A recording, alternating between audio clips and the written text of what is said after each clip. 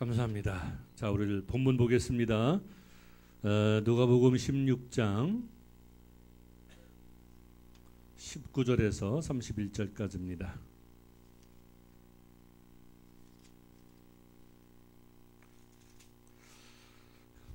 누가복음 16장 19절에서 31절, 부자와 나사로의 이야기죠.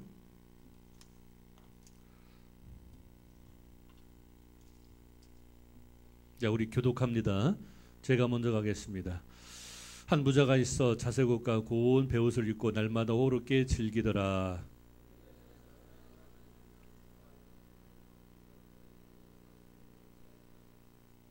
그 부자의 상에서 떨어지는 것으로 배불리리 하면 심지어 개들이 와서 그 한 대를 핥더라.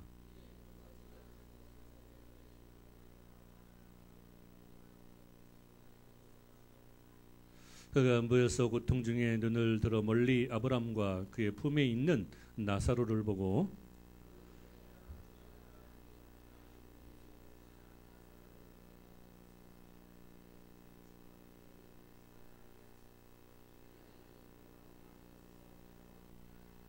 아브라함이 이르되 너는 살았을 때에 좋은 것을 받았고 나사로는 고난을 받았으니 이것을 기억하라. 이제 그는 여기서 위로를 받고 너는 괴로움을 받느니라.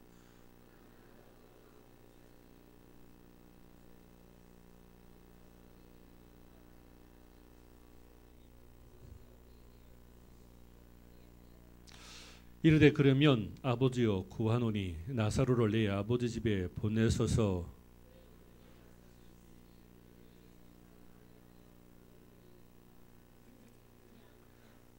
아브라함이 이르되 그들에게 모세와 선지자들이 있으니 그들에게 들을지니라.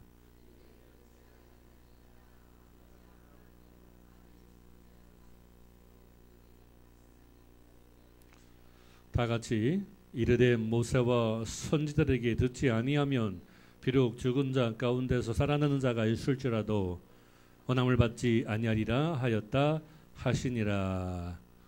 아멘. 부자와 나사로의 얘기를 다른 각도에서 한번 말씀을 준비했습니다. 저희 어머니가 올해 80이신데 제가 어머니에게 100세까지 사세요 그랬어요. 그랬더니 100세까지 살아서 못하게 하면서 웃으시더라고요. 20년 후에 좋은 세상은 못 뛰어도 아마 여러 가지 재미있는 그런 세상이 도래할 것입니다. 그랬어요.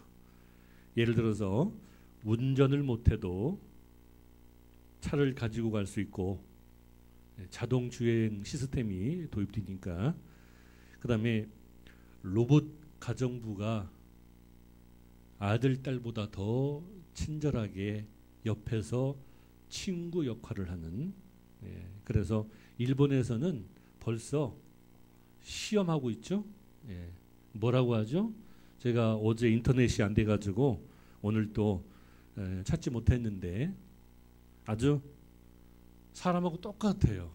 그리고 사람의 기분과 감정을 파악해서 대화해주고 물 떠주고 이렇게 하는 그런 로봇입니다.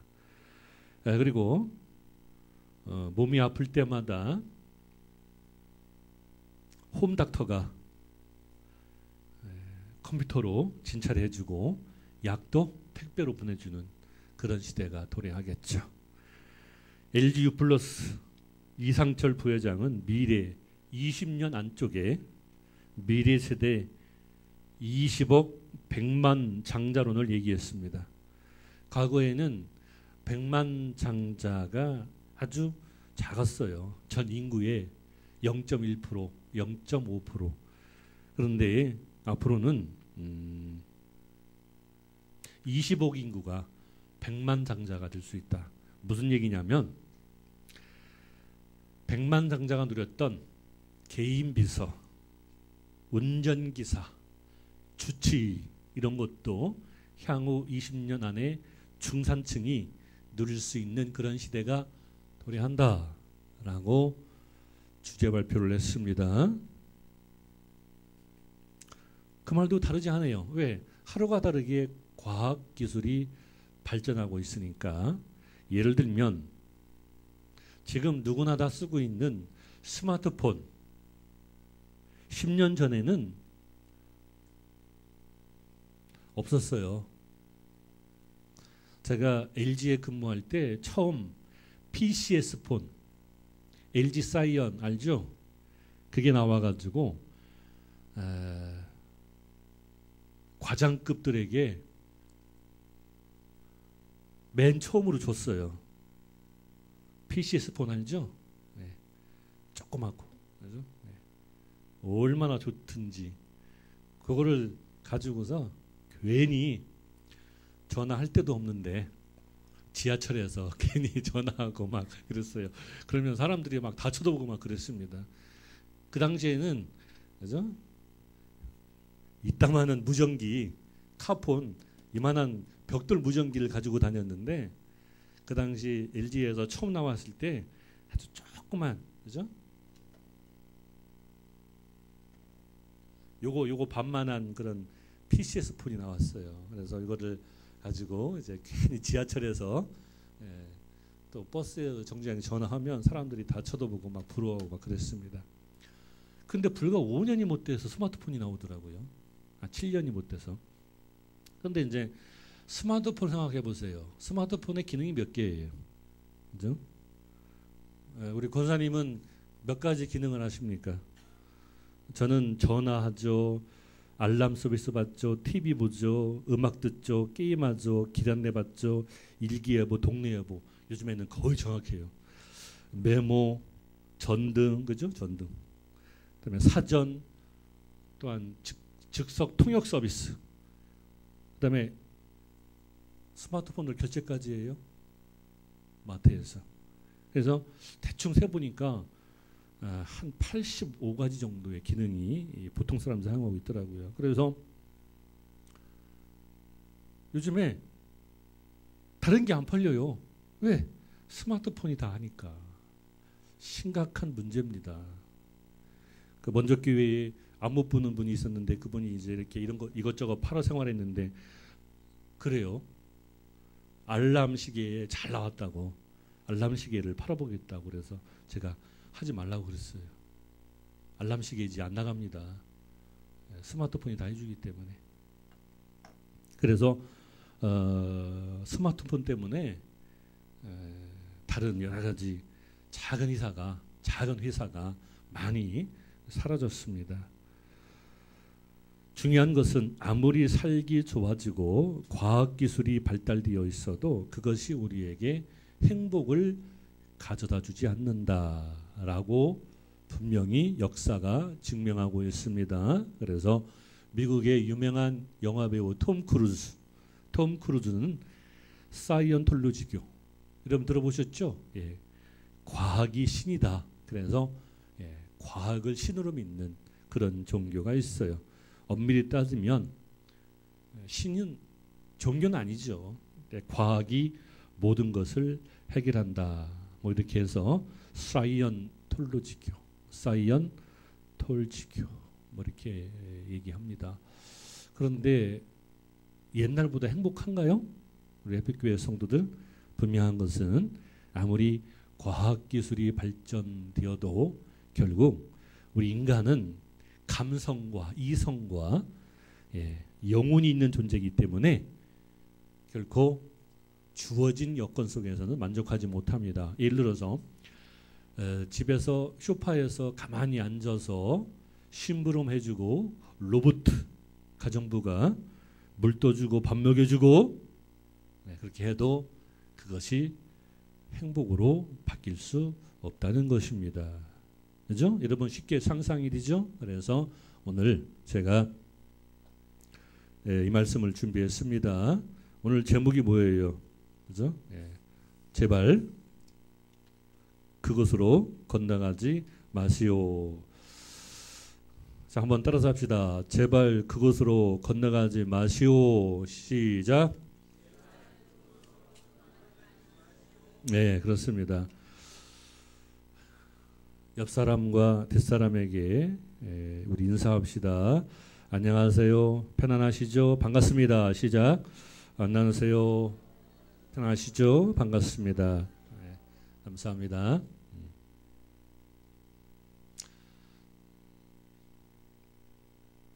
대부분 사람들은 가난한 사람들은 약자이기 때문에 보호받아야 된다 이렇게 생각합니다. 가진 자의 행포가 가난한 자의 그 억울함을 배가시킨다면 안 됩니다. 근데 부자와 가난한 자 어느 편에 설 것인가? 그것은 정의편에 서야 되겠죠. 오른편에 서야 됩니다. 성경에서 부자가 질책받은 것은 가진 것이 많아서가 아니라 가지지 않은 자를 핍박하고 그 재물을 의지하고 거기에 소망을 두었기 때문에 예수님으로부터 질책을 받은 것입니다. 세상을 가만히 살펴보면 게을러서 가난하게 된 자가 많고 일하기 싫어서 가난하게 된 사람이 많습니다. 그래서 무조건 부자를 욕해서도 안 되고 가난한 자가 선하다고 인정해서도 안 됩니다. 예수님께서도 달란트 비유에도 있듯이 그렇게 이분법적으로 판단하지 않았어요. 세상에 많은 부자 중에서 가난한 자를 도와주고 나누고 하는 착한 부자들이 정말 많이 있습니다. 가난한 사람들이 보호받아야 되고 소수자가 차별받지 말아야 됩니다. 그들의 주장을 무시하지 말고 인정해야 됩니다. 그래서 최근 국회 선진화법이나 동성애자를 위한 성소수자 차별금지법이 그런 소수자를 위한 법입니다. 그렇지만 소수자를 위한 의견이 다수의 의견을 억압해서도 안 된다는 것입니다. 다시 한번 들어보세요. 그렇다고 해서 소수자의 의견이 다수자의 의견을 억압해서도 안 된다는 것입니다. 억압해서는 안 된다는 것이죠. 자, 여기 100명이 있는데 80명이 찬성하고 20명이 반대하면 누구를 따라야 됩니까? 20명이 찬성하는 그곳으로 가야 됩니까? 그건 아니라는 것이죠. 그래서 우리는 항상 정의편에 진리편에 서야 될 줄 믿습니다. 오늘 본문은 부자와 나사로의 이야기예요. 단순히 부자는 지옥 가고 나사로는 천국으로 갔다라는 교훈에만 머물러서는 안 됩니다. 중간이 생략되어 있어요. 부자는 현실에 만족하고 재물에 취해 예수 믿기를 등한시했다는 것입니다. 거지 나사로는 가난했지만 착하게 살았다는 얘기가 전부가 아니에요. 예수 믿고 구원받았다는 얘기입니다. 그것이 중간에 생략된 거예요. 예수님은 부자를 미워하지 않았습니다. 오히려 가난한 자를 게으르다고 질책했습니다. 부자와 가난한 자의 구분은 의미가 없어요. 누가 정의편에 섰느냐, 누가 진리편에 섰느냐, 누가 예수 믿고 구원받았느냐, 그게 중요한 것입니다. 그래서 성경에서 착하다는 것은 세상에서 말하는 그런 착한 것이 아니라 예수 믿고 구원받았다는 그런 말과 같은 말이 되는 것입니다. 이 땅을 사는 동안 얼마든지 천국으로 갈 수 있는 기회가 있었어요. 누구에게? 부자에게. 하지만 이 부자는 세상에 사는 동안 천국으로 갈 수 있는 여러 번의 기회를 놓쳤습니다. 아니 무시했어요. 그 결과 다시는 건널 수 없는 생명의 심판의 강을 건너고 말았어요. 세상의 강은 건넜다가 다시 돌아올 수 있습니다. 그러나 생명과 심판의 강은 한번 건너면 다시 돌아올 수 없기 때문에 심각한 문제가 있는 것입니다. 그래서 우리 에픽교회 성도들이 분명히 알아야 돼요. 이걸 바꿔 얘기하면 부자는 그곳으로 가지 말아야 되는데 그곳으로 건너간 것입니다. 어떤 강을요? 예, 심판의 강으로 건너간 거예요. 자, 한번 따라서 합시다. 심판의 강. 또 반대의 개념은 생명의 강입니다. 시작. 생명의 강. 자, 그러면 여러분 다 아시겠죠? 예, 중요한 교훈이 됩니다. 자, 심판의 강 하면 제발 그곳으로 건너가지 마시오. 생명의 강 하면 제발 그것으로 건너가세요. 이렇게 우리가 답변을 해야 되는 것입니다.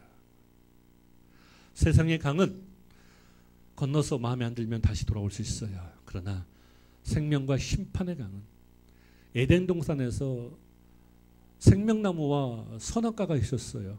생명나무는 사람을 살리는 나무고 선악과는 먹으면 사람이 죽는 나무였어요. 인간은 선악과를 선택했습니다.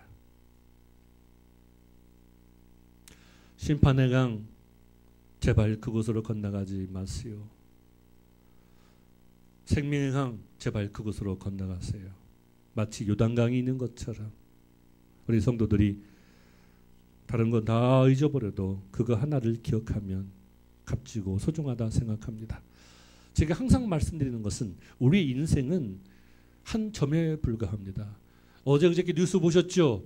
지구랑 비슷한 별을 발견했는데 케플러 B인가 별 이름인데 인터넷이 안 되어서 못 띄워드려서 죄송합니다. 근데 그 거리가 얼만큼 되냐면 빛의 속도로 가도 1300년을 간다고 그랬죠? 예. 빛의 속도로 가도 1300년을 갑니다. 그러니까 전파를 보내면 지구에서 전파가 그 케플러 B 별까지 가는데 1300년이 걸리고요. 다시 거기서 만약에 지적 생물체가 있다면 전파를 신호를 보내면 또 1300년, 3000년이 걸리는 거예요. 그렇죠? 그래서 그런 별이 있어도 우리 인간이 그렇죠? 빛의 속도로 간다고 하더라도 1300년이 걸리기 때문에 갈 수가 없는 그런 곳입니다. 그런데 전 우주에 이 태양과 비슷한 별도 수만 개가 있고 수십만 개, 이 지구 같은 이 별도 수천만 개가 있다는 것이죠. 그러니까 우리 인간의 존재가 얼마나 미약한지 여러분 아셔야 됩니다. 아무리 잘나고 똑똑해도 우리는 피조물이고 하나님의 인도와 보호심 없이는 살아갈 수 없는 그런 존재가 아닌가 그렇게 생각을 합니다. 그래서 부디 원하옵기는 오늘 하루 길죠? 그죠? 24시간. 근데 금방 지나갑니다. 우리 천영숙 권사님 기도할 때 송구 영신 예배가 드린 지가 엊그제 같은데 벌써 여름 한복판에 있고 다음 주면 입추예요. 다음 주 며칠 날이더라? 입추. 그렇습니다. 그러면 시간의 흐름은 결국 나중에 모아보면요. 하루도 한 점이고 1년도 한 점이고 100년도 한 점에 불과합니다. 그게 바로 아인슈타인의 상대성 원리의 법칙이 거기에 녹아져 있는 것입니다. 그러므로 성경은 참 과학적이에요. 그죠? 천지창조부터. 그죠? 아무리 과학이 뛰어나도 성경을 따라오지 못합니다. 그래서 세상에는 생명의 강이 있고 생명나무가 있는 것처럼 심판의 강이 있는 것입니다. 심판의 강은 말이 심판의 강이지 사실은 지옥의 강이에요. 생명의 강은 천국의 강입니다. 그러면 심판의 강 제발 그곳으로 건너가지 마세요. 생명의 강 제발 그곳으로 건너가세요. 오늘 부자와 나설 이야기가 바로 그겁니다. 자, 그러면 제가 할 테니까 여러분 한번 대답해 보세요. 자, 생명의 강, 심판의 강. 야, 되게 똑똑하시네. 그죠? 한 번에 그냥 다 맞추시네요. 그죠? 그렇습니다. 오늘 본문에서 예수님께서 그것을 말씀하고 있는 거예요. 여기 성경에 뭐라고 되어 있어요? 너는 살아생전에 그런 기회가 많았다. 그런 기회가 많았다. 그러나 무시했다. 호화로운 생활이 영원히 계속될 줄 알았다. 여러분 지금 건강하십니까? 건강을 자랑하지 마세요. 건강 자랑하는 순간 갑자기 또 몸이 아파올 수 있습니다. 그게 인간의 나약함이에요.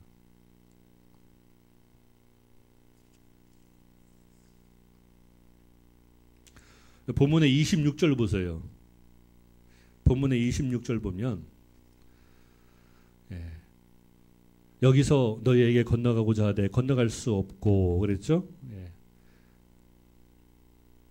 심판의 강은 무서운 것입니다. 건너갈 수도 없고 건너올 수도 없는, 억지로 건너게 할 수도 없고 억지로 건너지 못하게 하지도 못하는 그런 강이죠. 아무리 막아도 안 되고 아무리 같이 건너려고 해도 안 되는 그런 바로 심판의 강, 바로 생명의 문. 부자가 마지막 소망을 얘기합니다. 죽은 나사로를 세상에 보내어 내 형제들이 그의 간증을 듣고 이곳에 오지 않게 하소서. 예수님께서 이렇게 말씀하십니다. 모세와 선지자가 있으니 그들에게 들을지어다. 여기서 모세는 모세 오경을 말합니다. 성경을 말하는 것이고, 선지자는 복음을 전하는 자들, 그들에게 들을지어다. 그게 이제 하나님의 역사예요. 분명히 알아야 됩니다. 믿지 않는 자들은요, 옆에 사람이 죽었다가 살아나도 믿지 않아요. 믿을 것 같죠? 그렇지 않습니다. 내 생각으로, 내 입으로, 내 발로 믿어야 진정한 믿음의 사람이 되는 줄 믿습니다. 사람은 인격체인데 강제로 해서 되는 게 아니에요. 자원하는 마음이 중요하다는 것입니다. 그래서 세례가 있고 성찬 예식이 있는 것입니다. 왜 세례 예식? 의식이 중요한 겁니까? 입으로 고백하는 게 중요하죠. 성찬 예식도 내가 참여하는 것입니다. 내 입으로, 내 말로 나오는 거예요. 내가 고백하는 것입니다. 그래야만이 구원받을 수 있는 거예요. 그래서 생명의 문으로 같이 가자. 그래도 갈 수 없는 것입니다. 아내의 치맛자락을 붙잡고 올라갈 수 없는 거 여러분 분명히 아셔야 됩니다. 남편의 바짓가랑이 붙잡고 올라갈 수 없는 것이 바로 생명의 문입니다. 생명의 강. 심판의 강으로 가는 사람은 세상에서 여러 가지 많은 기회가 있었어요. 그런데 그걸 무시합니다. 배척합니다.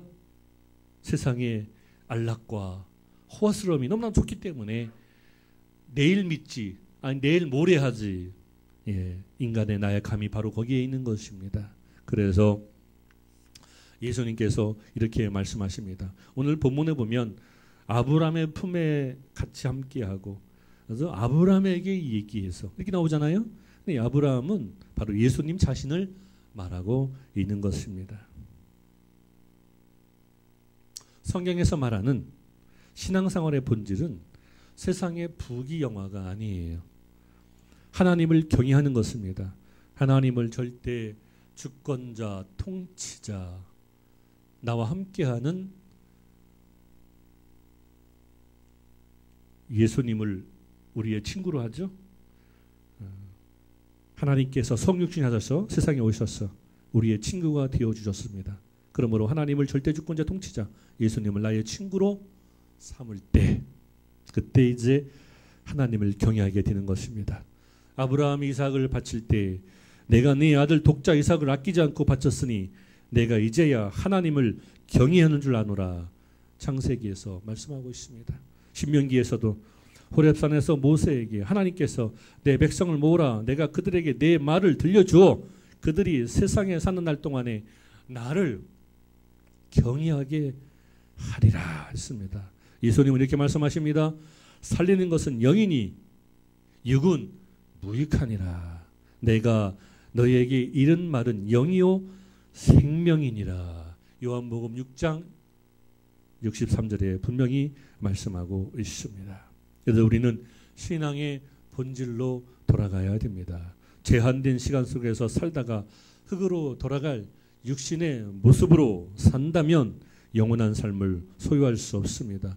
분명히 말씀드리지만 우리가 예수 믿고 축복받고 잘되고 하나님의 거룩한 일꾼으로 쓰임받는 것은 부차적인 문제입니다. 중요한 것은 예수님의 복음의 핵심은 예수 믿고 구원받아 하나님 나라에 들어가는 것이고, 우리가 하나님의 거룩한 자녀로 예수님의 제자로 복음을 증거하고 천국 백성으로 살다가 나중에 생명의 강을 건너서 예수님과 함께 영생 복락 누리는 그 삶을 목적으로 하고 있다.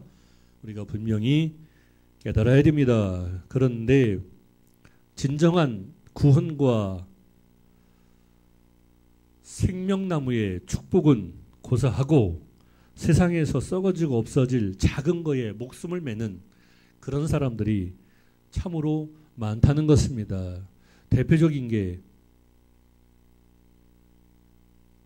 사이다에다 제초제를 넣어서 50년 동안 같이 함께 지냈던 그 이웃 사촌들에게 그렇게 해코지를 하고 싶은, 물론 그 할머니가 범인이든 아니든 그런 마음이 우리 마음속에 있다는 것은 바로 우리가 심판의 강을 건너고 있는 것입니다.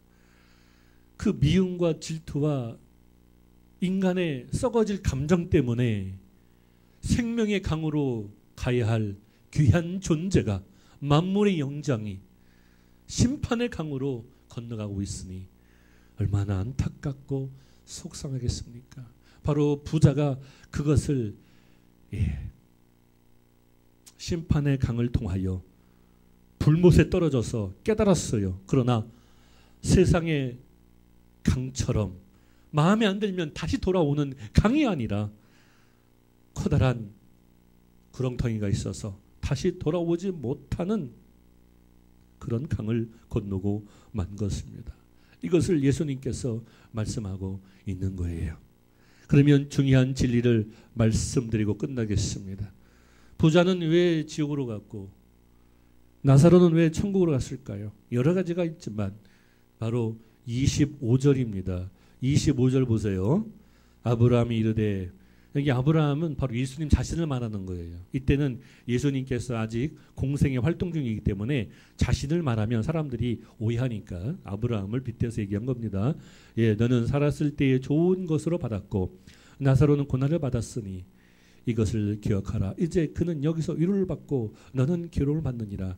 그렇습니다. 살았을 때 좋은 것으로, 그죠? 먹는 거, 쓰는 거, 또 대우받고 명예받고 여러 가지 많은 것이 있겠죠. 그러나 나사로는 가난했다는 것이 아니라 뭔가 나사로는 세상에서 세상의 방식으로 살지 않고 뭔가 주님을 위해서 고난받았다는 것입니다. 그 고난이 뭘까요?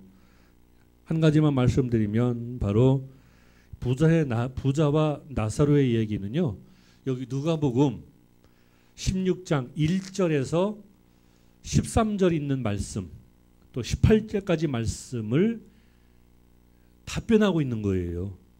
그래서 누가복음 16장 전체를 읽어보면 쉽게 이해가 됩니다. 부자와 나사로의 이야기는 바로 옳지 않은 청지기의 비유예요. 불의의 제물로 친구를 삼아라 라는 그 답변을 바로 부자와 나사로의 이야기를 통하여 예수님께서 답변하고 있는 것입니다. 그러면 그 성경이 어디에 있는지, 자 보세요. 8절 한번 읽어보세요. 8절 우리 다 같이 읽습니다. 시작. 주인이 이 옳지 않은 청지기가 이를 지혜 있게 하였으므로 칭찬하였으니 이 세대의 아들들이 자기 세대에 있어서는 빛의 아들들보다 더 지혜로움이라 그랬습니다. 청지기. 그렇습니다. 우리는 청지기예요. 잠시 관리하는 관리자입니다. 여러분이 쓰고 있는 자동차, 여러분이 살고 있는 그 집, 여러분 건이 아니에요. 나중에 돌아가실 때 가져가시나요? 아닙니다. 다 놓고 갑니다. 그러면 잠시 빌려 쓰고 있는 것이죠. 그러나 그렇게 깨닫는 그런 사람이 별로 없어요. 다 내 것처럼, 심지어는 자녀들도 내 소유물처럼 생각하는 그런 무식한 사람들이 있습니다. 그러면 안 됩니다. 여기 청지기라는 것은 잠시 관리하는 자, 그죠? 예, 잘 관리해야죠. 그래서 하나님의 뜻에 맞는 삶을 살아야죠. 자, 9절 보세요. 9절. 내가 너에게 말하노니 불의의 제물로 친구를 사귀라. 그리하면 그 제물이 없어질 때에 그들이 너희를 영주할 처소로 영접하리라. 너희를 영주할 처소로 영접하리라. 예, 맞네요. 아브라함이 있는 곳, 하나님 나라. 자, 불의의 제물로 친구를 삼아라 그랬습니다. 자, 우리가 세상을 살기 위해서는 재물이 필요해요. 그죠? 예. 재물을 우리가 이제 쓰는데 사실 알고 보면 불의한 재물이 많습니다. 정직하게 우리가 버는 것 같아도 내밀히 분석해 보면 돈 때문에 재물 때문에 불의한 일을 저지른 경우가 많아요. 이해되셨나요? 그렇습니다. 정직한 재물과 돈도 있지만 불의의 재물도 많아요. 왜 불의의 재물이라고 하냐면 사실 돈 보고 욕심 없는 사람이 어딨어요. 그죠? 100만 원 있으면 200만 원 있고 싶고 1000만 원 있으면 2000만 원 갖고 싶고 그 자체가 바로 불의의 재물입니다. 여러분, 저는 목회를 하다 보니까 정말 돈이 안 모이더라고요. 지금 제가 가지고 있는 재산은 아무것도 없어요. 제가 타고 다니는 자가용도 먼저교회 집사님 아들 이름으로 되어 있으니까. 그렇습니다. 제가 지금 가지고 있는 재산은 단 500만 원도 없어요. 목회하다 보니까. 먼저 헌금하고 먼저 이렇게 해야 되니까. 먼저교회에서도 상당한 많은 금액을 제가 헌금한 것 같아요. 그렇게 헌신하고 있습니다. 그게 중요한 게 아니라 그렇다면 여러분 만약에 지금 가지고 있는 재물 한 푼도 없다면 어떤 생각을 하시겠습니까? 만약에 여러분 가지고 있는 재물이 한 푼도 없다면 불의한 재물이 없는 거예요. 근데 가지고 있는 재물이 있다면 통장에 단 10,000원만 있어도 불의한 재물일 수 있다는 것이죠. 왜? 재물을 쌓아두면 안 되니까. 이건 영적으로 말하고 있는 것입니다. 이해되셨죠? 그래서 정직하고 좋은 재물이 대부분이지만 하나님 입장에서 볼 때는 영적으로 볼 때는 불의의 재물이 되는 것이죠. 자, 불의의 재물로 친구를 삼아라. 그러면 친구가 누구죠? 바로 예수님인 거예요. 예수님은 나의 친구입니다. 그러므로 무슨 뜻입니까? 바로 세상의 친구를 말하는 것이 아니라 바로 예수님 자신이 여기에서 말하는 친구입니다. 그러므로 나사로는 예수님을 친구로 삼아 복음을 받아들였고, 친구가 뭐예요? 같이 밥 먹고 같이 함께하는. 그래서 예수님과 동행했다. 예수님과 동행한다. 그러면 뭐 어떤 큰일인 것 같은. 아닙니다. 같이 가족처럼 밥 먹고 같이 지내고 살면 그게 바로 친구예요. 친구는 나이가 똑같고 같은 학교를 나와야 친구가 아니라 성령에서 말하는 친구는 나이가 틀려도 할아버지와 손주가 친구가 될 수 있고 왕과 거지가 친구가 될 수 있고, 그죠? 강도와 선한 경찰이 친구가 될 수 있는. 그러므로 세대와 공간과 나이를 초월하는, 그죠? 가진 것을 초월하는, 그게 바로 친구입니다. 나사로는 결국 가난하게 되었다는 것은 심령이 가난하다는 것이죠.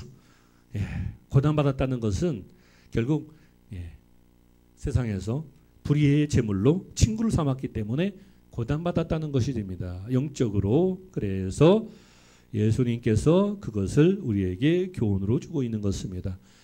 예수님을 친구로 삼아 예수님과 동행했기 때문에